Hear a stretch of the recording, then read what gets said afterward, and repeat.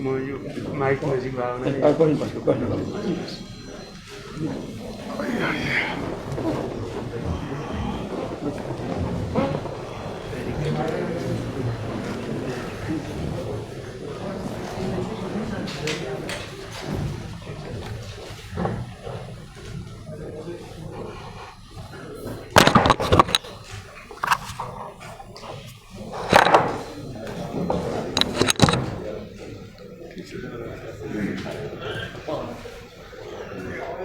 सञ्चारकर्मी साथीहरू, सामान्य प्रधानमन्त्रीज्यूको आज्ञाले सामान्य प्रधानमन्त्रीको यो COP26 को लिडर समिटमा सम्बोधन गर्नको लागि भएको भ्रमण सम्बन्धी प्रेस नोट मैले वाचन गर्नेछु। यो वाचन सकिएपछि केही यहाँहरूको जिज्ञासा भए सामान्य प्रधानमन्त्रीले त्यो जिज्ञासाको सम्बोधन गर्नुहुने मलाई निर्देशन प्राप्त भएको छ। त्यसकारणले म यो वाचन गर्न गइरहेको छु।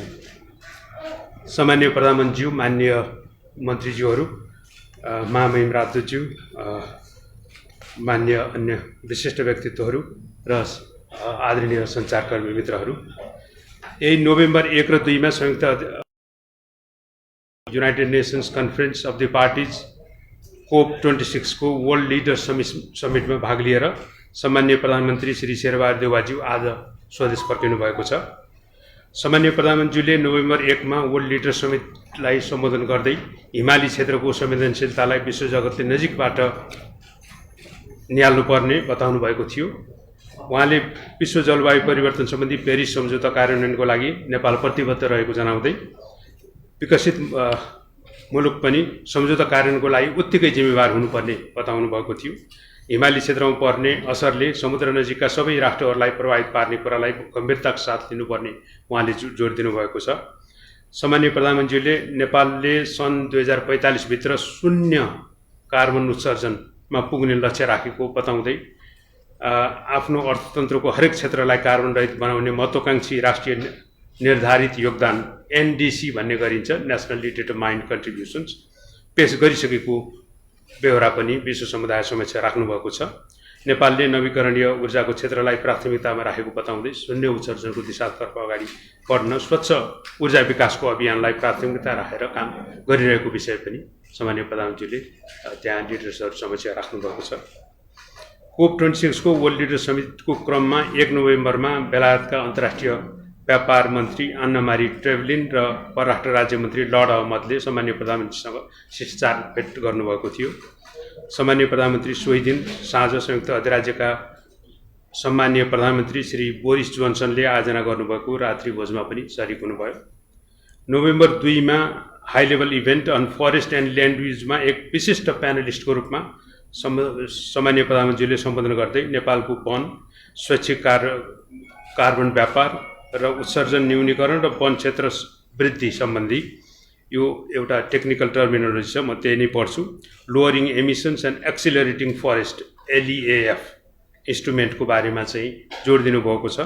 र सोही दिन नेपालले जलवायु वित्त परिचालन गरी हरित विकासलाई प्रवर्धन गर्न संसारका 100 भन्दा बढी मुलुकहरू सम्मिलित लिफ इनिसिएटिभमा सहभागी हुने सम्झौतामा हस्ताक्षर गरेको छ र साथै मिथेन ग्यास घटाउने सम्बन्धी अर्को सामूहिक प्रयासमा समेत नेपाल चाहिँ आबद्ध भएको छ त्यही दिनमा।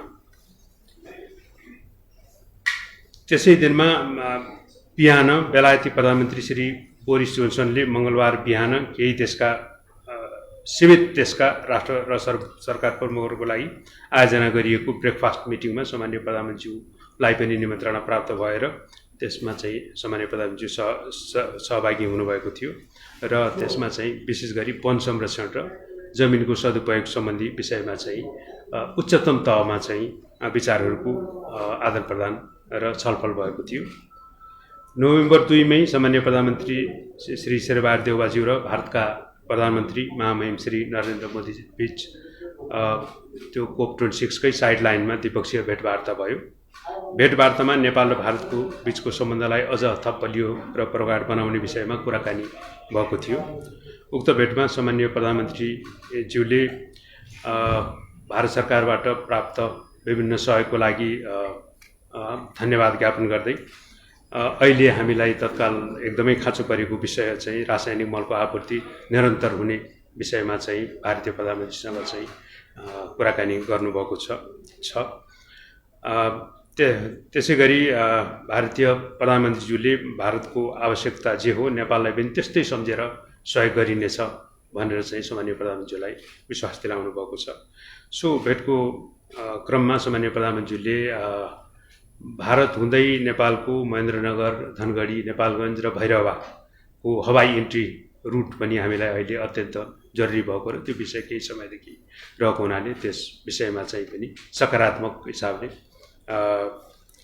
उहाँको सहयोगको लागि अनुरोध गर्नुभयो र भारतीय प्रधानमन्त्रीले पनि त्यस विषयमा नेपालको लागि नेपालको असुविधालाई विचार गरेर सकारात्मक हुने भन्ने वचन दिनुभएको छ। त्यही दिन श्रीलङ्काका राष्ट्रपति महामहिम गोटाबाया राजपक्ष र सामान्य प्रधानमन्त्रीको बीचमा अर्को द्विपक्षीय उच्चस्तरीय द्विपक्षीय भेटवार्ता सम्पन्न भयो। सो भेट क्रममा दुई देशबीचको शैक्षिक र सांस्कृतिक क्षेत्रमा आपसी सहयोग आदान प्रदान गर्ने र लुम्बिनी क्षेत्रको विकासमा पनि श्रीलङ्काको चासो र चाहिँ रुचिको विषयमा चाहिँ छलफल भएको थियो। त्यसै गरी सामान्य प्रधानमन्त्री ज्यूसँग संयुक्त अधिराज्यका रक्षा मन्त्री बेन वालिसले त्यही ग्लास्गोमै COP26 को साइडलाइनमा भेटवार्ता गर्नुभयो। भेटमा सामान्य प्रधानमन्त्रीले भूतपूर्व गोर्खाहरूका माग चाँडो सम्बोधन गरिदिन आग्रह गर्नुभएको छ। यस सम्बन्धमा यसअघि सहमति भएअनुसार चाहिँ वार्ता समिति बनाएर सो समितिलाई प्राथमिकता साथ अगाडि बढाउनु पर्ने विषयमा कुराकानी भएको थियो। रक्षा मन्त्री श्री वालिसले नेपालप्रति बेलायती सरकार र जनताको अत्यन्त न्यानो, मित्रवत र लामो सद्भाव छ। त्यसो हुनाले त्यो समस्या समाधानप्रति प्रयत्न गर्ने लगायत कोभिड सम्बन्धी सहयोग अनि द्विपक्षीय भ्रमणको आदान प्रदान र जलवायु अनुकूलनको क्षेत्रमा नेपालमा लगानी बढाउने विषयमा चाहिँ बेलायती सरकार अत्यन्त सकारात्मक र सहयोगी रहनेछ भन्ने विश्वास दिलाउनु भएको छ। त्यस्तै सामान्य प्रधानमन्त्रीसँग विश्व ब्याङ्कका म्यानेजिङ डाइरेक्टर श्री मेरी पेङ्गेत्सुले चाहिँ सोही दिन चाहिँ ग्लास्गोमा शिष्टाचार भेट गर्नुभएको छ। त्यो क्रममा चाहिँ उहाँले जलवायु वित्तमा आगामी दिनमा चाहिँ थप सहयोग गर्ने प्रतिबद्धता व्यक्त गर्नुभएको छ र उहाँले नेपालले अहिलेसम्म गरेको कामहरू नेपाल अत्यन्त सकारात्मक र राम्रो दिशामा छ र त्यसमा चाहिँ विश्व ब्याङ्कले नेपाललाई क्लाइमेट फाइनेन्सको क्षेत्रमा कुनै हिसाबको अभाव हुन नदिने गरेर सहयोग गर्ने वचन दिनुभएको छ र उहाँ अत्यन्त प्रसन्न पनि हुनुहुन्छ। नेपाल जुन एउटा ग्रिन र क्लिन इनर्जीको क्षेत्रमा अगाडि बढिरहेको छ त्यो विषयमा चाहिँ उहाँ अत्यन्त सकारात्मक र खुसी भएको पनि त्यहाँ देख्न सकिन्थ्यो। विश्व ब्याङ्कले कोभिड महामारीको बेला नेपाललाई सक्दो सहयोग गरेको र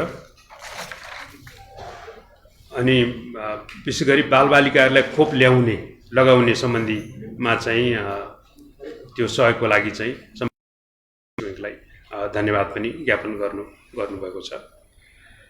त्यसै गरी सामान्य प्रधानमन्त्रीसँग इन्टरनेसनल मेरिटाइम अर्गनाइजेसनका महासचिव किट्याक लेमले शिष्टाचार भेट गर्नुभयो। भेटका क्रममा उहाँले सामुद्रिक क्षेत्रमा प्रशस्त मात्रामा नयाँ अवसरहरू छन् नेपालीहरूलाई रोजगारीका, त्यसमा नेपालले त्यो अवसर लिन इच्छुक भएमा चाहिँ त्यो नेपालीहरूलाई त्यो क्षेत्रको स्किल र चाहिँ सिप बढाउने काममा चाहिँ इन्टरनेसनल मेरिटाइम अर्गनाइजेसनले सहयोग गर्ने वचन दिनुभएको छ र त्यसमा चाहिँ अब एउटा मन्त्रालयहरूको तहमा चाहिँ अरू थप काम हुनेछ। अनि लन्डनमा रहनुहुँदा सामान्य प्रधानमन्त्रीले 30 अक्टोबरमा all party parliamentary group for Nepal र UK Nepal trade and development फोरमले आयोजना गरेको स्वागत समारोहलाई सम्बोधन गर्नुभएको छ र त्यसो ग्रुपले आयोजना गरेको रात्रि भोजमा समेत सामान्य प्रधानमन्त्री सरिक हुनुभएको थियो। सामान्य प्रधानमन्त्रीसँग अक्टोबर 30 मा चाहिँ लन्डन स्थित नेपाली राजदूतावासमा बेलायतको हाउस अफ लर्ड्सका लर्ड शेख र लर्ड पल, जो अत्यन्त धेरै दशकौँदेखि नेपालको शुभचिन्तक र मित्र रहनुभएको छ, उहाँहरूले शिष्टाचार भेट गर्नुभयो र सामान्य प्रधानमन्त्रीसँग उहाँले नेपालसँगको सम्बन्ध र त्यसलाई परिवर्तन गर्न वर्षौँदेखि आफूले खेलेको भूमिका बारेमा कुरा गर्दै अरू थप हामी नयाँ जेनेरेसनमा पनि त्यो खालको सद्भाव अभिवृद्धि गर्नमा आफ्नो सहयोग सद्भाव र चाहिँ संलग्नता रहनेछ भन्ने विश्वास दिलाउनु भएको छ। त्यसै गरी अक्टोबर 30 मै ब्रिटेन नेपाल सोसाइटीको एक प्रतिनिधिमण्डलले सामान्य प्रधानमन्त्रीसँग भेट गरेर जो भेटमा चाहिँ नयाँ पुस्ताका ब्रिटिस युवालाई नेपाल भ्रमण गराउन र सद्भाव बढाउन नयाँ काम गर्नुपर्ने सोसाइटीले प्लान गरेको छ र त्यसमा चाहिँ नेपाल सरकार नेपालका अरू निजी क्षेत्र पर्यटनका क्षेत्रमा संलग्न सङ्घ संस्थाहरूसँग चाहिँ पार्टनरसिपमा चाहिँ काम गर्ने चाहिँ आफ्नो उद्देश्य रहेको चाहिँ प्लान पनि उहाँहरूले बताउनु भएको छ र त्यसमा पूर्ण सहयोग रहने वचन सामान्य प्रधानमन्त्रीबाट प्राप्त भएको थियो। सोही दिन सामान्य प्रधानमन्त्रीसँग गैर आवासीय नेपाली सङ्घ एनआरएन युकेको एक प्रतिनिधिमण्डलले भेट गरेको थियो। भेटमा प्रतिनिधिमण्डलले नेपाली नागरिकताको निरन्तरता, भूतपूर्व गोर्खाको समस्या समाधान लगायतका विषयमा सामान्य प्रधानमन्त्रीको ध्यान आकर्षण गराउनु भएको थियो। सामान्य प्रधानमन्त्रीले गैर आवासीय नेपालीले नेपाललाई माया गरेकोमा धन्यवाद दिँदै नेपालमा विदेशी लगानी भित्र्याउन दिनुपर्ने सुविधा चाहिँ नेपालले संस्थागत हिसाबले जसरी व्यवस्था गरेको छ त्यो दिनमा चाहिँ सरकारले पछि हट्ने छैन भन्ने विश्वास दिलाउनु भएको छ। र सोही दिन सामान्य प्रधानमन्त्री समक्ष नेपाल सम्पर्क समिति बेलायतको टोलीले समेत भेटेर नागरिकताको निरन्तरता लगायतका विषयमा ध्यान आकर्षण गराएको छ। त्यसै गरी सामान्य प्रधानमन्त्रीसँग संयुक्त अधिराज्य सरकारका मिनिस्टर फर लन्डन र स्मल इन्डस्ट्रिज पल सोलीले अक्टोबर 31 मा राजदूतावासमा शिष्टाचार भेट गर्नुभएको छ र सो अवसरमा सामान्य प्रधानमन्त्रीले मन्त्री सोलीलाई नयाँ प्रविधि भित्राउनको लागि चाहिँ र स्मल र मिडियम इन्डस्ट्रिजमा सहयोग गर्नको लागि चाहिँ आग्रह गर्नुभएको छ र विशेष गरी क्लिन र ग्रिन इनर्जीको क्षेत्रमा चाहिँ बेलायतको सहयोग निरन्तर रहने अपेक्षा सामान्य प्रधानमन्त्रीबाट व्यक्त गरिएको छ।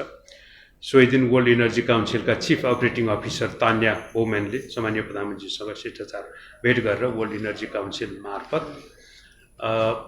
हरित र चाहिँ सस्टेनेबल ऊर्जा विकासमा नेपाललाई सहयोग र प्रविधि भित्र्याउने कुरामा चाहिँ पनि सहयोग रहने चाहिँ उहाँले विश्वास दिलाउनु भएको छ। त्यसै गरी बेलायतमा रहेको विभिन्न भूतपूर्व गोर्खा सैनिकहरूका सङ्गठनका प्रतिनिधिहरूले सामान्य प्रधानमन्त्रीसँग अक्टोबर 31 को दिनमै बेलायतमा भेटघाट गर्नुभयो। सो अनि त्यो सँगै बेलायतमा रहेको नेपालीहरूको सबभन्दा पुरानो संस्था यति नेपाल एसोसिएसनको प्रतिनिधिमण्डलले पनि सामान्य प्रधानमन्त्रीसँग चाहिँ भेटघाट गरेको थियो। त्यसै दिन नेपाली दूतावासले 31 अक्टोबरमा नेपाली राजदूतावासले सामान्य प्रधानमन्त्रीको सम्मानमा आयोजना गरेको दिवाभोजमा चाहिँ सामान्य प्रधानमन्त्री सरिक हुनुभयो र त्यसमा विभिन्न नेपाललाई स्नेह गर्ने मित्रहरू र नेपाली समुदायका प्रबुद्ध व्यक्तित्वहरूको सम्मुख उपस्थिति थियो। सामान्य प्रधानमन्त्री अक्टोबर 1 तारिकमा ग्लासगो पुग्नुभयो र नोभेम्बर 3 मा अक्टोबर 31 तारिकको दिन ग्लासगो पुग्नुभयो। नोभेम्बर 3 मा सामान्य प्रधानमन्त्रीले एडिनबरामा अहिले फर्किने क्रममा चाहिँ हिजो मात्रै चाहिँ रोयल बोटानिकल गार्डनमा आयोजना भएको एउटा गार्डनले आयोजना गरेको कार्यक्रमलाई सम्बोधन गरेर त्यहाँको रोयल बोटानिकल गार्डनको बगैँचामा एउटा बिरुवा वृक्षारोपण गर्नुभएको छ। त्यो पनि ऐतिहासिक छ किनभने त्यो रोयल बोटानिकल गार्डन 200 वर्षभन्दा अगाडि स्थापना भएको रहेछ। त्यहाँ चाहिँ 216 वर्ष अगाडिदेखि फ्रान्सिस बुचानन ह्यामिल्टनले नेपालबाट पनि सङ्कलन गरेर लानुभएको प्लान्टहरूको संरक्षण गरेर भेराइटीहरू संरक्षण गरेर राखिएको रहेछ र त्यो रोयल बोटानिकल गार्डनमा भ्रमण गरेर वृक्षारोपणको मार्ग छोड्ने सामान्य प्रधानमन्त्री नेपालको पहिलो प्रधानमन्त्री हुनुहुँदो रहेछ। COP26 को बैठक आगामी नोभेम्बर 12 सम्म सञ्चालन हुने हुँदा सामान्य प्रधानमन्त्री प्रस्थान गरेपछि त्यहाँ रहेको नेपाली प्रतिनिधिमण्डलको नेतृत्व माननीय वन तथा वातावरण मन्त्रीजीले गर्नुहुनेछ। पत्रकार मित्रहरू, मैले यो प्रेस नोट संक्षिप्त रूपमा यहाँहरूलाई मैले पढेर वाचन गरेर सामान्य प्रधानमन्त्रीको आज्ञाअनुसार सुनाएँ। अब यहाँहरूको केही जिज्ञासा छन् भने सामान्य प्रधानमन्त्री। यो कोप 24 बाहेक केवल कोप 26 सम्बन्धित क्वेसन गर्नु होला।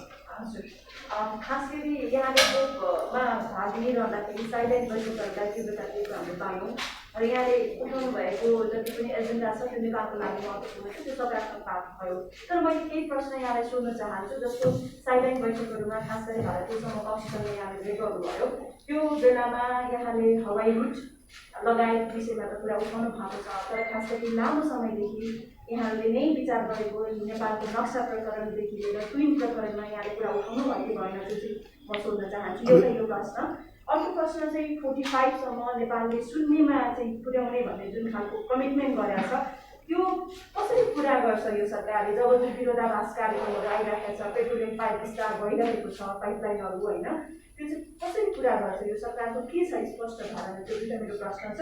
मैले यो बिचमा यहाँले नसोध्दा भने पनि सोध्नै पर्ने मेरो बाध्यता छ, गठबन्धनमा चुनावसम्म गठबन्धन जान्छ कि जाँदैन, एउटा यो मेरो प्रश्न। अनि प्रधान न्यायाधीशको प्रकरणमा दलको शीर्ष नेता बोलेन भन्ने खालको आलोचना तपाईँ उता भएको छ, त्यसैले म यहाँको धारणा चाहन्छु। मैले नेपाल विषयमा कुरा गर्न चाहनु भनेकै हो, एउटै मात्र कुरा जवाब दिन चाहन्छु। अहिले गठबन्धन चाहिँ पुरै समयसम्म रहन्छ, त्यही हो। गठबन्धनमा कुनै किसिमको शङ्का नगर्नुभएको तपाईँहरूले। अरू कुराको सम्बन्धमा सबै विषयमा कुराहरू भएको छ विदेशीहरूसित, भारत लगायत सबैसित। र चाहिँ अलिकति चाहिँ यो एयर स्पेसको सम्बन्धमा पनि यो लुम्बिनीमा चाहिँ नि भारतको चाहिँ भूमिमा एयर स्पेस भएर जानुपर्ने हुनाले उस्तो कुरा भएको छ। यावत कुराहरू भएका छन् त्यहाँ चाहिँ अब पर्टिकुलर यो भनेर म भन्न अलिक चाहँदै, हेर्नुहोस् सबै राम्रो कुरा भएका छन्, तर भारतको चाहिँ नि सद्भाव देखिएको छ नेपालको निम्ति। र नेपालमा चाहिँ उहाँले जो युरिया मलको चाहिँ फर्टिलाइजरको कुरा छ, भारतमा अवश्य हुँदै पनि नेपाललाई उहाँले दिएको म धन्यवाद पनि दिएको छु। अरू कुराका सम्बन्धमा चाहिँ नि यो त्यहाँको चाहिँ नि यो भारतको चाहिँ बेलायतको चाहिँ नि रक्षा मन्त्री चाहिँ नि को चाहिँ नि नेपालका प्रति धेरै सद्भावना रहेछ। उनको बुवादेखि नै यो चाहिँ यो गोर्खा सैनिकहरूसित काम गरेको, ऊ आफैले पनि काम गरेको हुनाले उनको चाहिँ नि धेरै हदमा नेपालका प्रति राम्रो सम्बन्ध छ। र चाहिँ नि अझ चाहिँ नि गोर्खाहरूलाई अझ बढी सङ्ख्या बढाएर अरूलाई बरु घटाएको छु, व्हाइटहरूलाई मैले गोर्खाहरूलाई बढाएको छु भनेर भन्नुभयो। कति कुराहरू चाहिँ नि अझै समस्या छन्, त्यसमा चाहिँ नि हाम्रो पूर्व राजदूतले राम्रो काम गर्नुभएको रहेछ। त्यहाँ चाहिँ नि त्यो अब जाने पठाउने राजदूतलाई पनि हामी सबै कुरा ब्रिफ गरेर उसलाई चाहिँ त्यहाँ गएर काम गर्न सक्छन्। उनी त्यहाँका डिफेन्स मिनिस्ट्रीले भने अब राजदूत आएपछि म कुरा गर्छु के समाधान हुन सक्छन् गोर्खा लगायत सबै कुराहरूलाई भनेर उनले चाहिँ भनेका छन्। तर उनले एउटा कुरा स्पष्ट के भन्न चाहन्छु भनेदेखिलाई यो चाहिँ नि जुन बेलादेखि उहाँले चाहिँ तलब बढाएको छ गोर्खाहरूको, त्यो बेलादेखिको चाहिँ पेन्सन चाहिँ बढ्न सक्छ, अगाडिको सम्बन्धमा चाहिँ नि अझै छलफल गर्नु जरुरी छ भनेर भन्नुभएको छ। त्यो कुरा चाहिँ त्यही कुरा हो। हेर्नुहोस् अरू चाहिँ कुराहरू जस्तो चाहिँ नि यो बाइडनसित पनि रिसेप्सनमा भेट्दाखेरि उनले त टोपी लाएर गएको थियो, चिनिहाल्यो नेपाल आएका रहेछन् उनी, नेपाल आउनु देश मलाई खुब मनपर्छ भनेर भने उनले वास्तवमा त्यहाँ त्यस्तो कुरा भयो। जोन्सनले चाहिँ रिसेप्सनमा जो रिसेप्सन गर्दाखेरि नेपालको विषयमा धेरै ब्रिफ दिएछन् उनी चाहिँ नि, उहाँले चाहिँ नेपालमा फ्रडको सम्बन्धमा कुरा गर्दाखेरि सबै कुरा उनले थाहा पाएका छन्, पुरा सहयोग हुने कुरा गर्नुभएको छ उहाँले। खास गरिकन चाहिँ नि मैले प्रिलिमिनरीमा पनि नेपालको केसलाई उठाउन सकेँ। मैले दोस्रो मिटिङ पनि दुई तौर मिटिङमा चाहिँ मैले बोलेको छु, त्यहाँ पनि चाहिँ नेपालको सम्बन्धमा यो खास गरी अहिलेको चाहिँ यो लक्ष्य छ हामीहरूको चाहिँ जो ग्रिन हाउस ग्यासलाई घटाउने र चाहिँ फरेस्ट बचाउनेदेखि लिएर यो चाहिँ नि कार्बन इमिसनलाई चाहिँ नि घटाउनेदेखि लिएर सबै कुराको लागि जो छ त्यसमा चाहिँ सबैको चाहिँ नि यो कमिटमेन्ट नै भएको छ कोप 26मा। यसले गर्दाखेरि मलाई विश्वास छ यो चाहिँ नि अब चाहिँ नि नेपाल चाहिँ नि अब फेरि जो ग्रिन हाउस ग्यास बढेको छ त्यो घट्नेछ र हाम्रो सबभन्दा बढी त नेपाल नै सबभन्दा बढी तपाईँलाई थाहा छ यो सबै कारणै त्यो ग्रिन हाउस ग्यासको कारणले कि चाहिँ नेपालमा जो चाहिँ बाढ आएको पहिरो आएको छ, अनयुजुअल वर्षा आएको छ, कति मान्छे चाहिँ 200 भन्दा बढी मान्छे मरिसकेका छन्, कति बेपत्ता छन्, त्यस्तो अवस्था नेपालमा छ। त्यो सबै कुरा मैले त्यहाँ उठाएँ भने पनि तर त्यसका बावजुद पनि के छ भनेदेखिलाई सबैको चाहिँ यो चाहिँ नि यसले यो प्रतिबद्ध चाहिँ देखिएको छ। त्यस कारण चाहिँ 1945सम्म चाहिँ हामीहरूले यो सम्पूर्ण चाहिँ यो नेपाललाई चाहिँ हामीले सम्पूर्ण गर्न सक्ने हाम्रो चाहिँ यो के निर्णयबाट मुक्त गर्ने हाम्रो सोचाइ छ। त्यही कुरा हो। जस्तो यहाँले समकक्षी भारतको प्रधानमन्त्री मोदी उहाँको नेपाल भ्रमणको कुरा के हो? मैले उहाँलाई नेपाल आउनुहोस् तपाईँ भने मैले आउनुहोस् तपाईँ हामीलाई हामी स्वागत गर्छौँ नेपाललाई। तपाईँ पशुपतिनाथ जानुहुन्छ, बुद्धनाथ जानुहुन्छ, तपाईँ नेपालको चाहिँ धार्मिक क्षेत्रमा तपाईँ भोट्नुहुन्छ, आउनुहोस् तपाईँ आउनुहोस् तपाईँ स्वागत छ नेपाललाई भनेको हो। मैले उहाँ चाहिँ आउनु तयार छु भन्नुहोस्। तर मलाई पनि नेपाल इन्डिया आउनुहोस् भन्नुभएको छ। उहाँले त्यही हो, मितिको कुरा भएको छैन। अनि प्रधानमन्त्री जस्तो एमसीसीको डेपुटी सिइओले भेट्नुभयो। हो भेटे हो। एमसीसी एउटा दिइरहेको छ, के कुरा हो? एमसीसीको सम्बन्ध उहाँको चाहिँ अब यो अब कहिलेसम्म पास हुने यताउता भन्दाखेरि मैले हाम्रो चाहिँ अहिले हाम्रो चाहिँ कोअलिसन पार्टनर छन् त्यसको सम्बन्धमा कुरा भइरहेको छ। हामीहरू चाहिँ अब छिटै पत्रकार सम्मेलन गरेर हामी चाहिँ पास गराउने हाम्रो चाहिँ यो कसरी मैले साइन गरेरै पठाएको छु त। तिमीले पास गर्नु भन्दाखेरि पार्लिमेन्ट किन तिमीले अहिले तुरन्तै चाहिँ बन्द गरेर उहाँले फेरि बन्द गरेर उहाँले हुँदैन पास गर्नु। मैले अर्कै कारणले पार्लिमेन्ट हाम्रो गरे हो अहिले केही चाहिँ अध्यादेश ल्याउनु पर्ने कारणले चाहिँ त्यो रोकिया हो। त्यस कारण चाहिँ त्यही असर बन्दैन भने मैले त्यही हो। प्रधानमन्त्री जस्तै सगरमाथा डायलग पहिला रोकिएको थियो, अब हजुरले त्यहाँ चाहिँ अब चाँडै विकट भविष्य गर्ने के भन्नु कहिले हुन्छ र त्यहाँ हजुरले भित्र राष्ट्रको सर्वमात्र डायलग त चाहिँ के छ मैले भनेको छु कि चाहिँ हामी पक्षमा छौँ, हामी तयार छौँ भनेको छु। कसैले इन्भाइट गर्नुभएको छ हजुरले त्यो डायलगको लागि? डायलगलाई त इन्भाइट गर्ने अब त्यो एउटा सल्लाह गरेर कला बोलाउनु पर्दा अब यहाँबाट चिठी लेख्ने हो नि त। हजुरले एनआरआईको प्रतिनिधिहरूलाई भेट्नुभयो, अहिले अधिवेशन रोकिएको छ, अब त्यसमा त्यसलाई सरकारले हस्तक्षेप गर्यो भन्ने उहाँहरूको गुनासो छ। अब हजुरले चाहिँ त्यसलाई मुभ अन गर्नुको लागि सरकारले कुनै हस्तक्षेप गरेको छैन। उहाँहरूको स्वतन्त्र हुनुहुन्छ, उहाँले गराएको प्रश्न के छ। प्रधानमन्त्री युएनको फन्डको छ नि 100 बिलियन फन्ड, के अरे यो 100 बिलियन फन्ड छ नि, 100 बिलियन हो यो फन्डको विषयमा तपाईँले केही सम्बोधन गर्नुभयो कि नै? विकास राष्ट्र क्लाइमेट हामी भन्यो त पैसा चाहिन्छ भने हामी सब कुरा भन्यो त। किनभने अब त्यो बढ्ता माग्ने कुरा पनि भएन त्यहाँ, तर हामी भनेको छौँ पैसा चाहिन्छ भनेको छौँ। त्यहाँ माग्ने गएको छैन होइन, तर आवश्यकता छ भनेको छु मैले। होइन धेरै धन्यवाद। फ्रेन्डली क्वेसन गर्नुभएको धन्यवाद। सञ्चारकर्मी साथीहरूलाई आज उपस्थित भइदिनु भएको